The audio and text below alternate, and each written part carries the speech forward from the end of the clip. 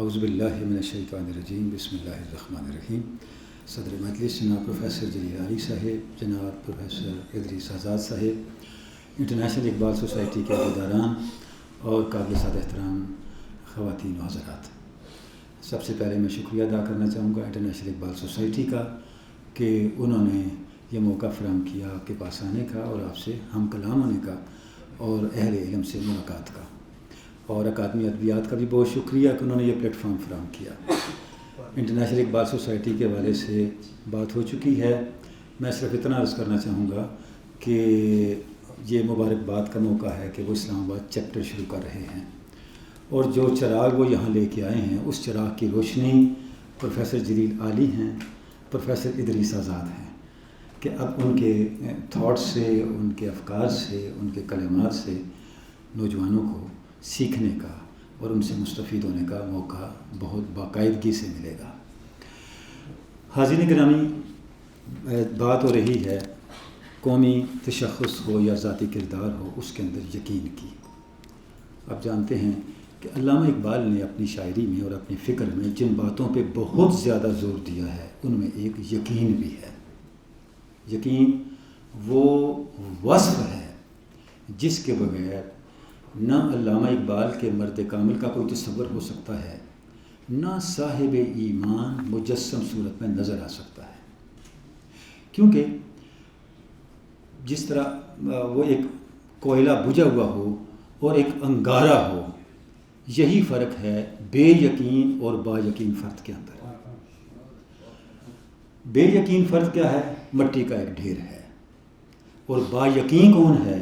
وہ ایک دہکتا ہوا انگارہ ہے، وہ ایک مہکتا ہوا گلاب کا پھول ہے۔ علامہ اقبال نے فرمایا تھا کہ آگ اس کی پھونک دیتی ہے برنا و پیر کو، لاکھوں میں ایک بھی ہو اگر صاحب یقین، ہوتا ہے کوہ دشت میں پیدا کبھی کبھی وہ مرد جس کا فقر خزف کو کرے نہ کرے۔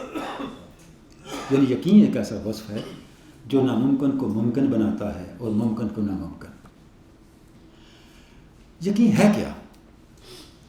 آپ کے وہ بنیادی اخلاقی اور نظریاتی تصورات جن پہ آپ اتنا کمیٹڈ ہیں، ان کے ساتھ ان کو اتنا حق سمجھتے ہیں کہ اپنی زندگی کی روش کو اس کے مطابق طے کرنے کا فیصلہ کرتے ہیں۔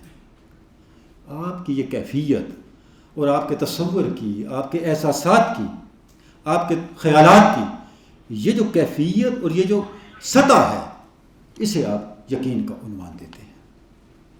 یہ کیسے پیدا ہوتا ہے؟ کبھی تو یہ ذاتی تجربات سے، کبھی مشاہدات سے، کبھی آپ کی اپنی تحقیق سے، کبھی اس شخص کے بیان اور تحقیق سے جس پہ آپ کو اعتماد ہو۔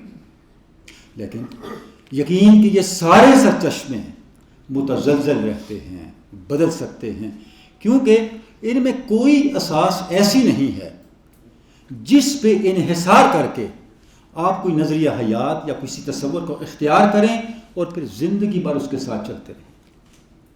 آپ کو یقین حاصل کرنے کے لیے، اپنی من کی دنیا میں یقین کا چراغ جلانے کے لیے، یقین پیدا کرنے کے لیے ایک ایسا نظریہ چاہیے جس کے ساتھ اس کا عملی پیکر اور اس کا عملی مظہر بھی موجود ہو۔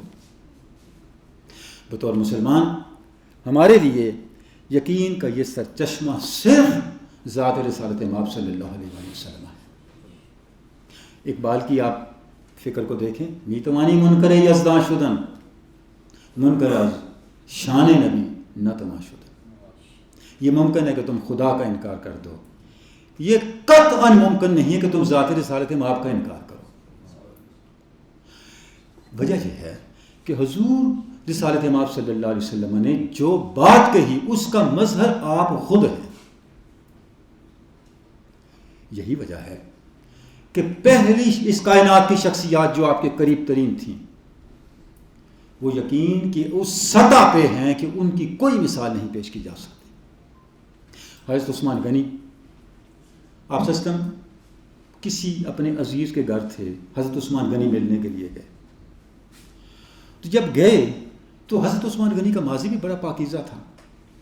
بڑی نفیس ہستی تھی، بڑی نفیس شخصیت تھی، پاکیزہ اطوار والی شخصیت تھی. جاہلیت کے دور کے نشانات ان کی شخصیت پر، ان کے دامن پر نہ تھے. جب وہ وہاں گئے، دیکھا آپ صلی اللہ علیہ وسلم تشریف فرما ہے، تو آپ صلی اللہ علیہ وسلم کو دیکھتے ہی چپ کر کے بیٹھ کے اور دیکھنے لگ گئے. تو آپ نے فرمایا کیا ہوا؟ تو حضرت عثمان نے عرض کی کہ ہے محمد، آپ تو بڑے صادق اور امین ہیں، آپ کے بارے میں یہ سوسائٹی میں کیسی باتیں چل رہی ہیں؟ مجھے یہ دیکھ کے پریشانی ہوتی ہے، لوگ آپ کے بارے میں طرح طرح کے کیا پروپیگنڈے کر رہے ہیں، اس پہ آپ کیا کمنٹ کریں گے، آپ کیا کہیں گے؟ آپ صلی اللہ علیہ وسلم نے قرآن شریف کی آیت پڑھی، وَفِي السَّمَاءِ رِزْقُكُمْ وَمَا تُوعَدُونَ، تمہارا رزق آسمانوں میں ہے اور وہ کچھ جس کا تمہیں وعدہ دیا جاتا ہے. إِنَّهُ لَحَقٌّ فَوَرَبِّ السَّمَاءِ وَالْأَرْضِ إِنَّهُ لَحَقٌّ مِثْلَ مَا أَنْتُمْ تَنْطِقُونَ. آسمان اور زمین کے رب کی قسم، یہ بات ہے عثمان، یہ تمہارے سامنے میں کہہ رہا ہوں، یہ اتنا ہی حق ہے جس طرح ہم آپس میں بات چیت کر رہے ہیں. یہ جیسے سنا، یہ کون کہہ رہا ہے؟ حضور صلی اللہ علیہ وسلم کی زبان مبارک سے کلمات الہیہ ادا ہو رہی ہیں. ان کا اثر کیا ہوا؟ ایک تو امیڈیٹ اثر تو یہ ہوا کہ حضرت عثمان فوراً مسلمان ہو گئے، آپ نے کلمہ پڑھ لیا. اور دوسرا اثر یہ ہوا، انہوں نے رسول اللہ کی زبان سے پہلا جو لفظ سنا وفی السماء رزقکم، وہ بعد میں غنی بنے.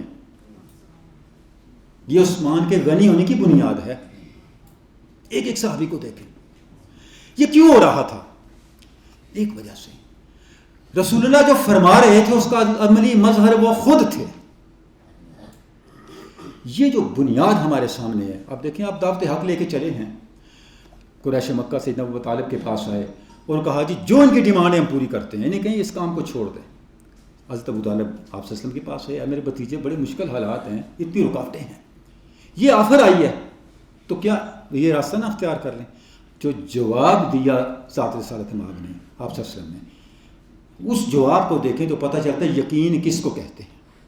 آپ نے فرمایا میرے چچا جان، اگر یہ میرے ایک ہاتھ پہ چاند اور ایک پہ سورج بھی لا کے رکھتے ہیں، میں ان کی بات ماننے والا نہیں. میں یہ دعوت لے کے چلتا رہوں گا تاہاں کہ یہ دعوت غالب آ جائے یا میں اپنی جان سے چلا جاؤں. یہ یقین ہے. ایک غزوے سے آپ تشریف لا رہے ہیں، ایک جگہ سارے صحابہ کرام آرام کر رہے ہیں، تو آپ بھی ایک درخت کے نیچے تنہا لیٹے ہیں. ایک کافر آتا ہے، آپ ہی کی تلوار اٹھاتا ہے، آپ دیکھتے ہیں سامنے کھڑا ہے، کہتے ہیں یا محمد ما یعصمک منی، تجھے میرے ہاتھ سے کون بچائے گا؟ آپ سے فرماتے ہیں اللہ، اس کے ہاتھ سے ادھر تلوار کر کے. یقین کا مطلب یہ ہے کہ آپ کا جو نظریہ حیات ہے اس کو آپ نے اپنے اندر کتنا اتارا ہے. جب تک ہم اپنی ذات اور اپنے نظریہ حیات کے درمیان بہت کو دور نہیں کرتے، ہمیں یقین کی روشنی میسر نہیں آ سکتی. اس کا سچشمہ جو ہمارے سامنے حاضرین گرامی آتا ہے وہ یہ حضور کی ذات گرامی ہے. اور قرآن مجید سے اگر میں ایک دو مثالیں صرف آپ کے سامنے رکھوں کہ جب حضرت موسیٰ علیہ السلام کو خضر علیہ السلام کے ساتھ ملاقات کا اللہ رب العزت کی طرف سے ایک ہدایت ملی، وہ تلاش میں نکلے، تو اب دیکھیں وہ چل پڑے. قرآن مجید نے ان کے سفر کرتے ہوئے ایک جو انہوں نے بات کہی اس کو قرآن مجید نے محفوظ رکھا.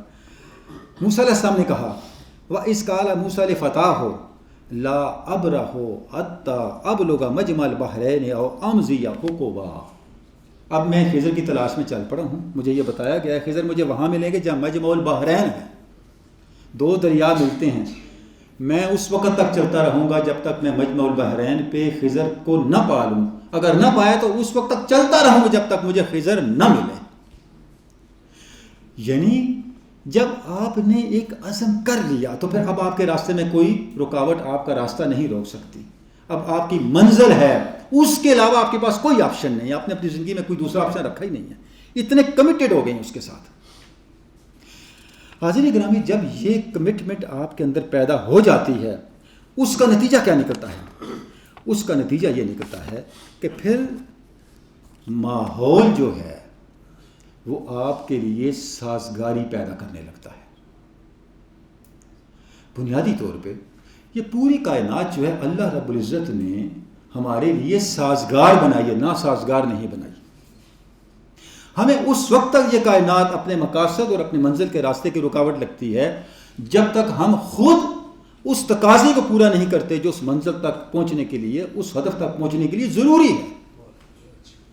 کائنات قطعاً بھی ہمارے راستے کی رکاوٹ نہیں ہے.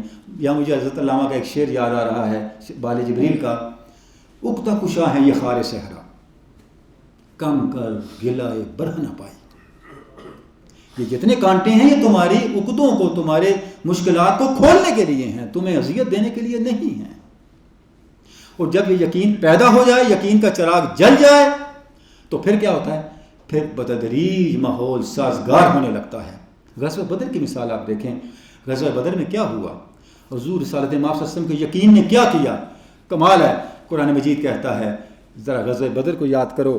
وَإِذْ يُرِيكُمُوهُمْ إِذِ الْتَقَيْتُمْ فِي أَعْيُنِكُمْ قَلِيلًا وَيُقَلِّلُكُمْ فِي أَعْيُنِهِمْ لِيَقْضِيَ اللَّهُ أَمْرًا كَانَ مَفْعُولًا وَلِلَّهِ تُرْجَعُ الْأُمُورُ. یہ عجیب معاملہ ہوا. تم غزوہ کو دیکھو، غزوہ بدر کو دیکھو. جب دونوں لشکر آمنے سامنے ہوئے، ہم نے تمہیں کفار کی زیادہ تعداد تھوڑی کر کے دکھائی اور تمہاری تعداد کفار کو تھوڑی کر کے دکھائی. تم اس سے تھوڑی کر کے دکھائی کہ تم دب نہ جاؤ. یہ ہے مدبر الامور. اور انہیں تھوڑی اس سے دکھائی کہ وہ مقابلے میں ڈٹے رہیں، کیونکہ اللہ چاہتا یہ تھا تمہارا ٹکراؤ ہو اور حق کا غالبانہ نکھر کے سامنے آ جائے. وَإِلَى اللَّهِ تُرْجَعُ الْأُمُورُ. بھی ہر کام کا نتیجہ تو اللہ کے ہاتھ میں ہے. اللہ چاہے تو قلت کو کثرت کر کے دکھا دے، اور چاہے تو کثرت کو قلت کر کے دکھا دے. نہ یہ تاریخ ہے نہ یہ حدیث ہے، براہ راست قرآن مجید کی آیہ مبارکہ میں آپ کے سامنے پڑھ رہا ہوں. یقین کا اثر کیا ہوتا ہے آپ دیکھیں.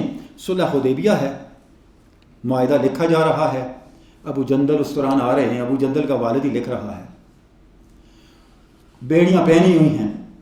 جب وہ پہنچتے ہیں تو اپنی آؤ فریاد کرتے ہیں. آپ صلی اللہ علیہ وسلم فرماتے ہیں ابو جندل کو اجازت دے دو.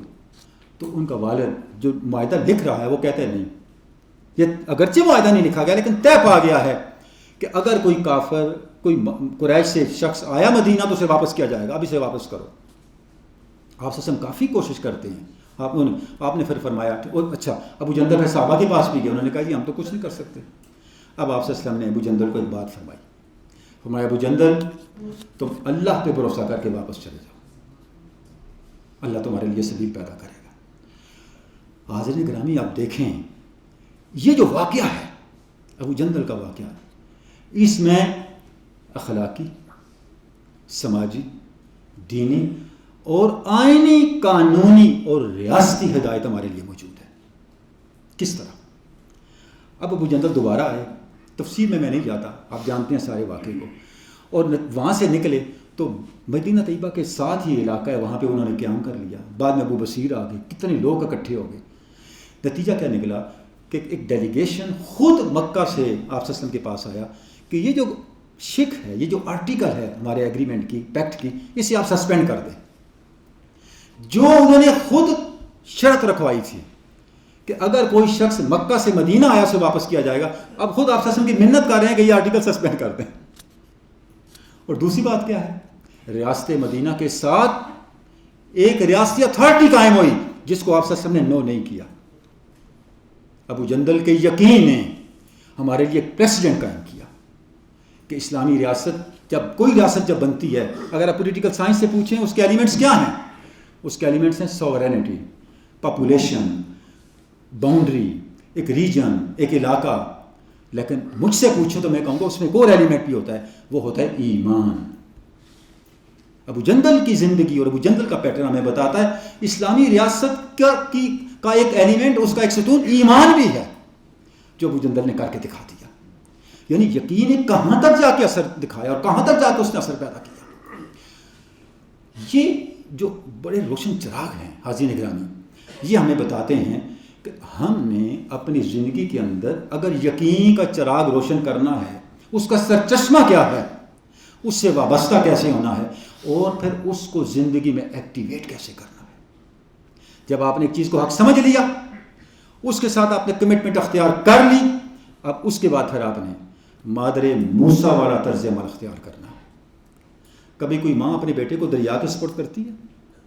یہ یقین ہے کہ اللہ پہ بھروسہ ہے، بیٹے کو چھوٹے بیٹے کو 1-2 دن کا 1 مہینے کا بیٹا ہے صندوق میں ڈال اور پانی کے حوالے کر دیا. پھر اس یقین نے یہ کام دکھایا کہ وہی فرعون جو بچوں کو قتل کر رہا تھا وہ پرورش کرنے والا بن گیا. یہ جو وصف ہے جو ایمان کی برکت کو زندگی میں لے کے آتا ہے. جب ابراہیم علیہ السلام نے اللہ رب العزت کی بارگاہ میں عرض کیا ہے اللہ آپ یہ مردے کیسے زندہ ہوتے ہیں؟ ارشاد ہوا اے ابراہیم کیا تجھے ایمان نہیں ہے؟ تو اس پہ ایمان نہیں رکھتا؟ آپ نے فرمایا ایمان ضرور ہے ولیکن لیطمئن قلبی، میں چاہتا ہوں یقین بھی مل جائے. یعنی جب آپ اس ایمانی حقیقت کو اس غیبی حقیقت کو زندگی کے ایک تجربے کے طور پہ اختیار کرتے ہیں تو پھر کیا ہوتا ہے؟ وہ ایک یقین کی روشنی کے طور پہ آپ کی زندگی میں جاری و ساری ہو جاتا ہے. حاضرین گرامی، ہمارا ماضی اس یقین کے نور کے ساتھ آگے بڑھا ہے. تاریخ پاکستان کو دیکھیں، قائد اعظم کی شخصیت اور علامہ اقبال کی شخصیت اس یقین کا عملی نمونہ ہے کہ جو علامہ نے کہا اعجاز ہے کسی کا یا گردش زمانہ، ٹوٹا ہے ایشیا میں سحر فرنگیانہ. یہ اقبال کا یقین ہے. جو اقبال یہ بات کہہ رہے ہیں آپ، یہ گردش علامہ کہہ رہی ہے، یہ گردش زمانہ نہیں ہے، یہ موومنٹ آف ہسٹری نہیں ہے، یہ میرا معجزہ ہے. میں نے اپنی قوم کو فرنگ کے روب سے نکال دیا ہے. خطبہ الہباد علامہ دے رہے ہیں اور سامنے آدھی کرسیاں خالی ہیں. یقین کا کیا عالم ہے. ابھی پروفیسر ادریس آزاد صاحب جو ارشاد فرما رہے تھے ان کی بات کس سے تائید ہوتی ہے اس قوم کا سٹیٹس کیا ہے. جب علامہ رخصت ہونے لگے تو ان کا خطبہ بھی لوگوں کو سمجھ نہیں آیا، لوگوں نے دیکھ ادھر پھینک دیا. وہاں کی جو لوکل مسلم لیگ تھی، لیڈرشپ تھی، انہوں نے کہا علامہ صاحب جو آپ نے باتیں کی ہیں یہاں تو کسی کے پلے نہیں پڑا. علامہ نے فرمایا میں ان سے تھوڑی بات کر رہا تھا، میں مسلمانان ہند کے ضمیر کو مخاطب کر رہا تھا اور ان تک میری بات پہنچ گئی ہے. اور آپ دیکھیں اسی خطبے کو پھر قائد اعظم نے ہدایت کی آل انڈیا مسلم لیگ کو اسے چھاپ کے پورے ہندوستان میں تقسیم کیا جائے. قائد اعظم کا خط اور ان کی انسٹرکشن ریکارڈ پہ موجود ہے. تو یہ جو ہمارے بانیان تھے، قائد اعظم کا کردار آپ دیکھیں، انہوں نے ہمیں ماٹو کیا دیا ہے؟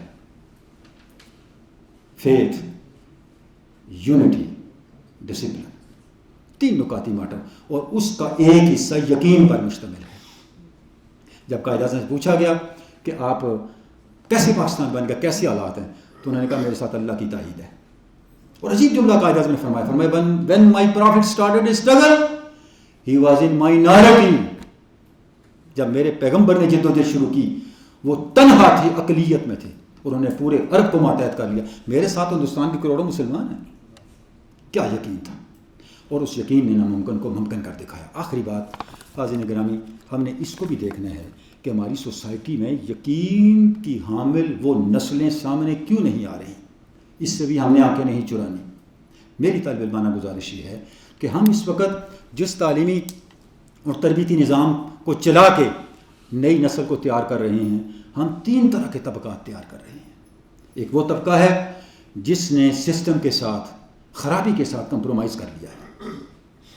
وہ بھی صاحب یقین ہے لیکن انہیں یہ یقین ہے کہ اس کے بغیر کام نہیں چلتا، یہی کریں گے تو مسئلے حل ہوں گے. ایک دوسرا طبقہ تیار ہم کر رہے ہیں جو بدنصیبی سے ادھر بھی ہے ادھر بھی ہے. وہ جب قرآن سنتے ہیں، اقبال سنتے ہیں، ہمارے جیسے طالب علموں کے لیکچر سنتے ہیں، اس 4 دیواری کے اندر کچھ اور ماحول ہوتا ہے. جب باہر جا کے دیکھتے ہیں بالکل ہی کچھ اور ہوتا ہے.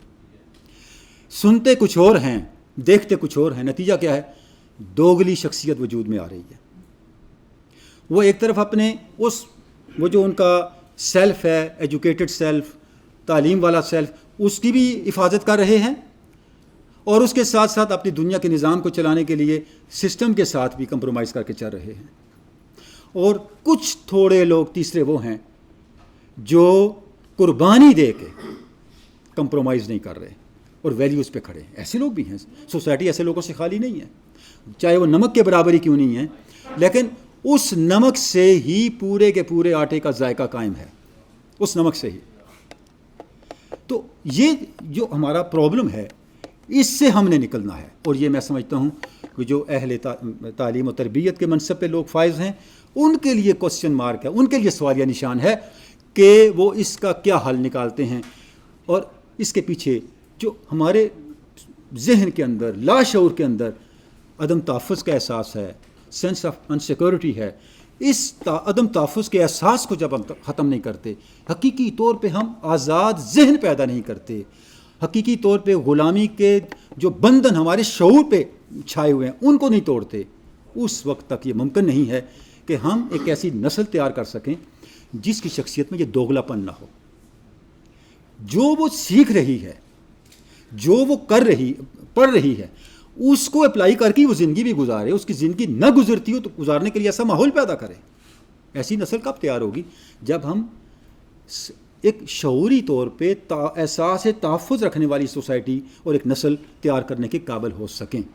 لیکن انفارچونیٹ ہے، ابھی پروفیسر صاحب نے ایک بڑا پیارا نقطہ ارشاد کیا کہ ہم تجارت کرنے والی قوم تھے، لیکن ہم یہاں تو وہ چیز ختم ہو گئی نا۔